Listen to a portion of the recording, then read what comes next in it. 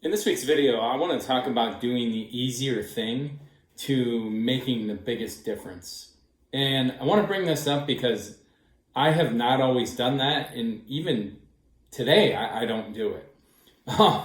And here's an interesting bit of information.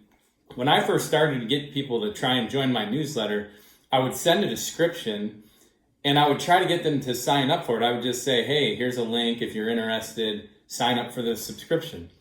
And I'd have people tell me they'd do it and then they wouldn't do it. And then, I could see who was signing up and who wouldn't. I had like a 1% conversion rate doing that. So then I just did this one simple thing. I didn't change a bunch of wordage. I just asked, hey, can I sign you up for this after giving you the subscription or giving them the description? And it's like a 27% conversion rate. So I was in a call last week and he's got Q4 numbers and they're changing the revenue. So we had to figure out how to back into the revenue, and it's an inbound organization. And as we were looking at the inbound leads and a couple other things, we were going to be short, based on the conversion rate right now and the leads that they're getting.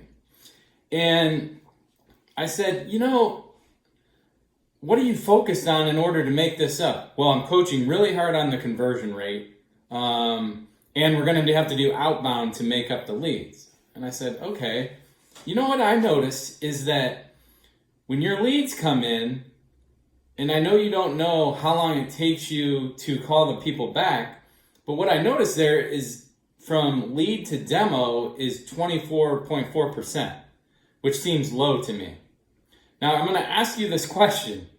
Would it be easier to put a focus on, what would win if you put a focus on conversion rate versus, lead to demo?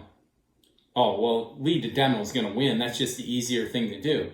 I'm saying, well, if we do that, that means we're going to have more demos. That means if the conversion rate stays the same, we're still going to make a lot more up on the delta. If we do both, I think we're both thinking that this is going to work. So, and he agreed, right? So he's going to put focus on both. He was going to look at both the conversion rate and that. So it'd be interesting to see what happens. My point is, I've always hated the term work smarter, not harder. But I've changed my tune on it a lot. It's like, hey, if we work smarter and harder, your team's going to be unstoppable. So always be careful on what you focus on, because that's what your team's going to be focused on. Get them to do something just a little bit different.